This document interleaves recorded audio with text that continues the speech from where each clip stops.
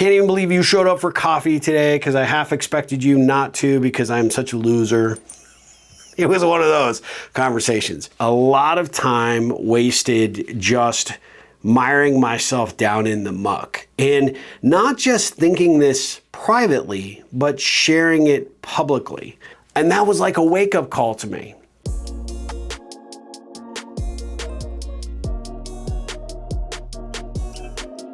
Hey, what's going on, guys? Hey, welcome to the Ripple Effect Podcast. I'm your host, Steve Harper, and I am back with another solo episode because I have a topic I want to talk about that I think might be important to my audience. We'll be back with some more guests. We got some exciting people coming up to finish up the year, but I thought I would do this episode just you and me. If you happen to be catching this on YouTube and you're seeing this in video, hey, thank you. I appreciate you not turning it off because of my ugly mug. If you're just catching this on audio, maybe count yourself lucky. I don't know, but I really do appreciate when you show up and listen to these episodes. It means the world to me. I have gotten so much feedback this year, so much positive comments and encouragement, and I have guests. It's amazing. I got agencies contacting me and like, hey, we love your interview style. We want to put our author on there, our speaker, our entrepreneur, or whatever. I am me? Hello? Or do you have the right guy? I'm not sure. But forever grateful. And I really do appreciate the opportunity to have these conversations, whether it be in interview format or with you and I. So let's dig into this topic that has been weighing on me, and it actually came up because I had someone pay me a compliment. It was an unexpected compliment, but it was a compliment nonetheless that I had no idea, but several years back, there was someone that I did not realize at the time was really struggling, and they had a really negative outlook on what was happening in their career. And I guess I gave them a little bit of tough love. They were struggling to find their job. They were struggling to determine at the time whether they even wanted to go get a job or if they wanted to start their own business. And they were lacking the confidence. I remember the day. I remember the conversation. It was at a Starbucks. I think I had a caramel macchiato and it tasted burnt. Anyway, that's weird that's the highlight from that conversation that I thought of when they brought this up, but it's kind of funny how those things anchor, right? So anyway, I'm having this conversation with them and they are, remember that cartoon character Droopy? Droopy just like the world is all over me. Like it's the gray cloud, nothing's going right, everything sucks. Can't even believe you showed up for coffee today because I half expected you not to because I'm such a loser. It was one of those conversations. I wasn't saying that, by the way, just to clarify. It was the other person. And apparently, in the depth of their despair, I said something to the effect that there is truth in advertising. We've all heard that term probably at some point. If you took a marketing class in college, you definitely heard it. There is truth in advertising, or there should be. And I think what drove me to say it was because you verbalize that life sucks and you're not going to get this job, or you couldn't start this business, you couldn't write this book, you couldn't do this, and this, and your life is just in tatters. That is exactly what is happening. And I know a lot of people will be like, this is like that pop psychologist stuff that Steve talks about. Well, the reality is it's true.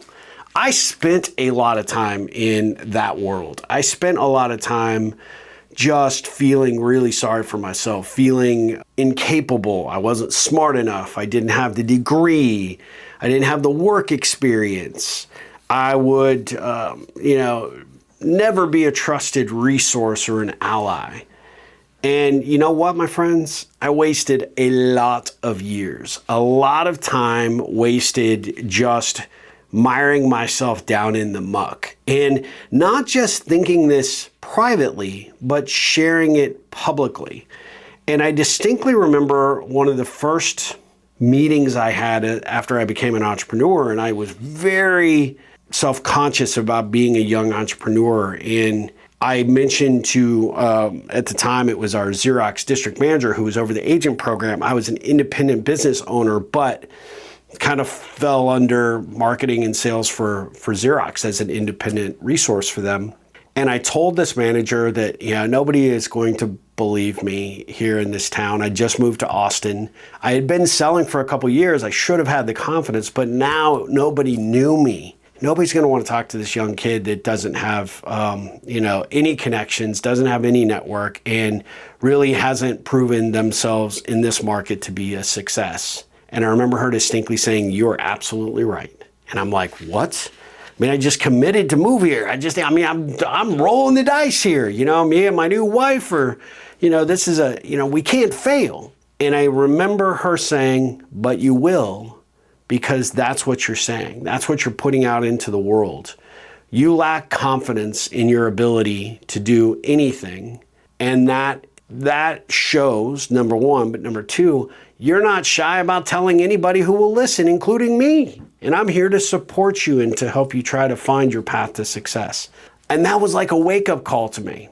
I would love to say that I learned from that lesson and was able to springboard into just ultimate success. I had success, but then I would fall into old habits, which was self-doubt and verbalizing that self-doubt to anyone who would listen. And it pained me for years. It really was an Achilles heel. And so I guess when this individual and I sat down for our burned caramel macchiatos a few years back, the roles had reversed, right? I was now in a position that my former, district manager had been in when they heard me whining and complaining and got frustrated and were like, "Well, then, either suck it up or get the hell out and let somebody else do it," right? She didn't exactly say that. Actually, she might have exactly said that. I'm not sure, but I wouldn't have blamed her if she did. Let's just put it that way.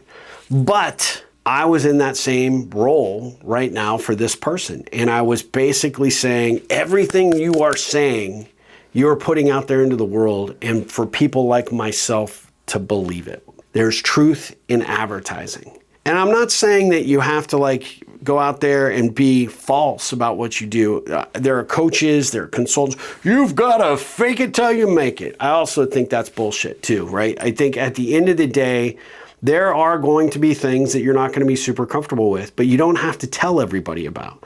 I don't know if the strategy is going to work, but I'm not going to tell my team I don't know that the strategy is not going to work. I'm just going to try the strategy. And if we have to tweak it or adjust it, or we have to try something completely different, at least we know what didn't work. I think that we as individuals, especially if we come from an environment where we grew up and we didn't have a lot of support, or we didn't have encouragement to build our own fortitude, our own self-reliance, and our own self-confidence, well, what happens is that ends up being our Achilles heel. And unfortunately, because, you don't believe it, you often say it. And when you say it, people will believe it. So it is then true.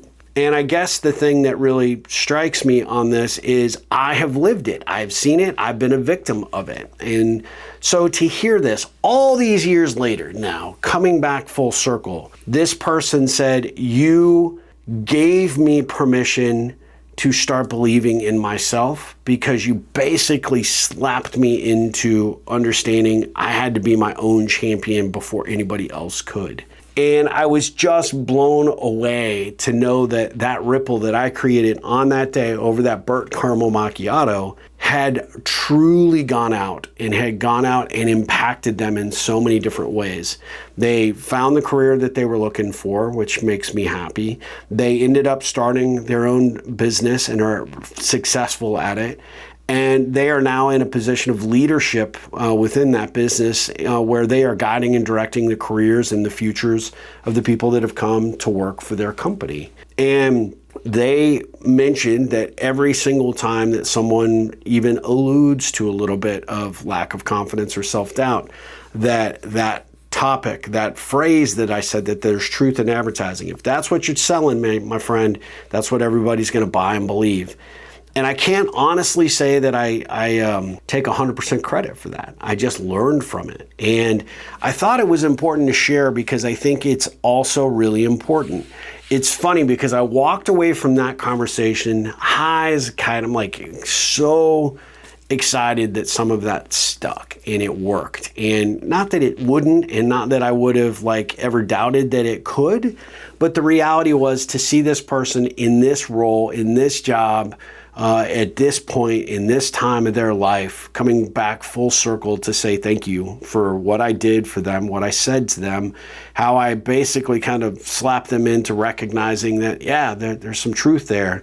If I keep telling people I'm not worthy, I won't be worthy. It really made a huge difference to me. It was a great ripple moment. 2 days after that conversation, I was in a situation where I had just spoken at an event and someone was really saying that, look, you know, what you're talking about here makes a lot of sense. I love what you're saying, but we will never change as a culture. I can never see this ever sticking. And I was like kind of taken aback because that's part of the reason I was brought in. They have leadership that is bringing a cultural shift. And they were in the exact same boat as this individual I just mentioned, right? They didn't believe that anything could change. So I looked at her and I said, you're absolutely 100% right. When you put it out there like that, you're a lead, right? Team lead. Oh yeah, you know, this is what the new boss says we need to do, but you know, this is never going to stick. It's never going to happen. You are basically advertising that to your team, and therefore there's no reason for them to not believe you, right? You're the leader for them. And, you know, this is the flavor of the month. This is, you know, this too shall pass, that kind of thing, right? And I said, the problem is with this starts with you and your acceptance to the possibility of something new. And I said, I don't want to argue with you necessarily. I just want to give you a different perspective. That you already coming through this, telling me how great my presentation was, how much you took from it, but that it'll never stick. And this overarching reason that they brought me in will never stick is likely to ensure that it doesn't. And as a leader, if you're really committed to making a difference here, to creating a legacy, it has to start in between the 2 ears. It has to start with your attitude, your approach, and you have to stop false advertising, or at least advertising the wrong thing, the wrong direction, it will not work, it can't work, and start saying, you know, it can work. It can work, and it needs to start with me. I think they were taken aback by that. And it was not lost on me that I just had this conversation 2 days earlier. And so I said, why don't we connect after this event and let's talk further. And so I shared that story with this person.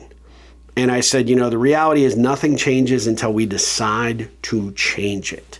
And when we go about, whether it's our lack of self-confidence in our ability, it's the lack of confidence we might have in leadership, it's the lack of confidence we have in the corporate direction. You don't know what you don't know, and you don't know that it won't work until you're given evidence to prove that it will. Just because you've had experience in the background that has said, hey, every other direction change we've made as an organization has not stuck. I asked this person, I said, and how many times did you raise your hand or speak out or share in confidence with everybody? Yeah, this is just another thing that, you know, they're trying that will not work. And she said, you know, I got to be honest, a lot.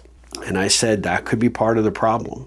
If you're one of 9 leaders within this organization that people look up to and are exposed to their attitudes, their philosophies, their approach, their leadership style on a daily basis, and you've been given that responsibility to carry that football down the field and have that team on your back, of course you're going to fail every single time when you don't buy into it. And I'm not saying that you got to buy 100%, you know, you may not necessarily know, but you have to give the benefit of the doubt. This person has been put in charge, overarching leadership role, you know, overseeing everybody, because the culture here sucks and it needs to change. Something needs to change. And it would be better to be on the bus of change and moving that direction and not get caught up in what I know is already been mandated. The people that aren't buying into it won't be in roles of leadership and probably won't be with the organization long term.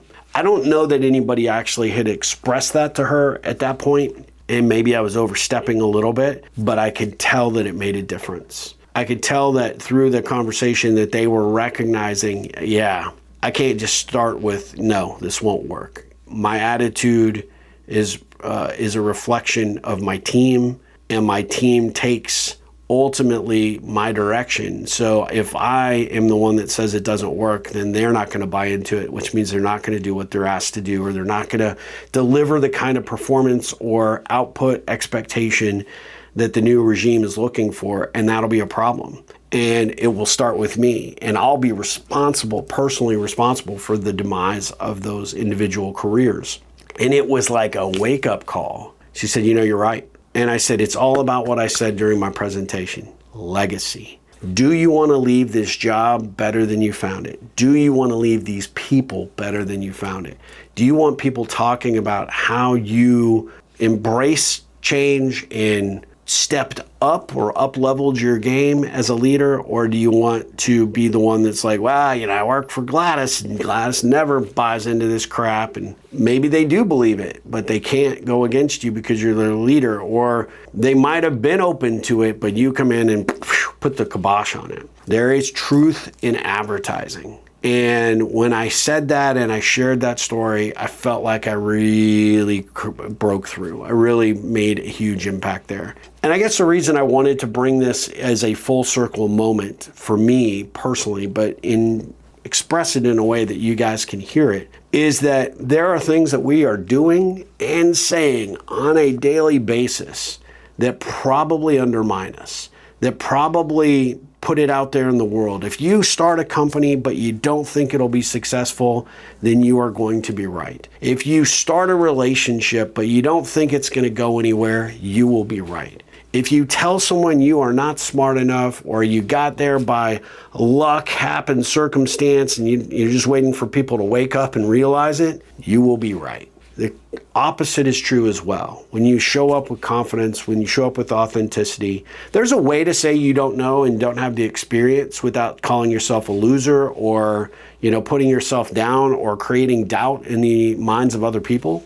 And you do that by saying, hey, this is new. I'm excited to learn, and I'm probably going to lean on you guys quite a bit to help me get up to speed. Rather than, oh my God, I'm never going to learn this. I'm going to be overwhelmed. I'm going to fail. We're going to fail as a team. There is a different approach and attitude that you can take. And it's just an adjustment of words, and it's an adjustment of attitude. And then that becomes your truth in advertising. I don't know. I won't know until I do. And when I do, I'll be successful. And I think that in every area of our life, going for that next job that you think might be, you might think is impossible for you to get, may not be necessarily so. And those that are thinking about starting a business, I don't know if I could do this with limited capital. I don't know if I have the energy, the enthusiasm to do it. You don't know till you try. But one thing you will know is when you doubt it and you put it out there in the world, those doubts usually are self-fulfilling prophecies. So I have belabored this point so long that even I am bored with myself. But I hope that, this stimulates a thought process in your mind. I hope that it might, kick off a conversation. If not with me, with someone within your family, your network, maybe, someone that works for you that is struggling. There's truth in advertising. What you put out there will absolutely, most likely, kind of conundrum there, but counterintuitive. But at the end of the day, it's more likely to come true than not. And you will absolutely feel like a loser then. So there you go. Anyway, I will be back very soon. I've got a great guest coming up on the Ripple Effect podcast. I've got several that are coming up over the next couple of weeks and months. And I just want to thank you for being a part of this season. Season 9. I cannot believe I've been doing this podcast this long and that we've got such a loyal fan base. So thank you so much. If you know somebody who would benefit from this podcast and the amazing guests I bring on, please share this podcast. So you just check this out. Take this guy to the gym, put him in your ears, and let him talk. He's not the most polished individual, I'll tell you that right now, but his heart's in the right place. That's some of the negative self-talk I was just talking about. I need to stop that. Stop that, man. Stop that. Let me grab a little sip of my little coffee here. Johnny Cash. Cash is king, bro. Anyway, share it with them. Do me a favor. This podcast has got traction and is obviously getting the attention of several people out there that are wanting to bring us guests, but I really want to put it in the hearts and minds of a lot more people out there. I'd like to ripple this out. And so if you do me a favor and leave us a review on Apple Podcasts, I would greatly appreciate it. They seem to be the only platform that actually does reviews, but those reviews do make a difference. They help us get into the algorithm. They help us, end up on people's feeds in a way that says, hey, this is okay. This is a great podcast. You should check it out. And that's not a bad thing either. So I would greatly appreciate that. You guys, I will be back very soon with another episode, but I just want to thank you again for being here. And as always, ripple on.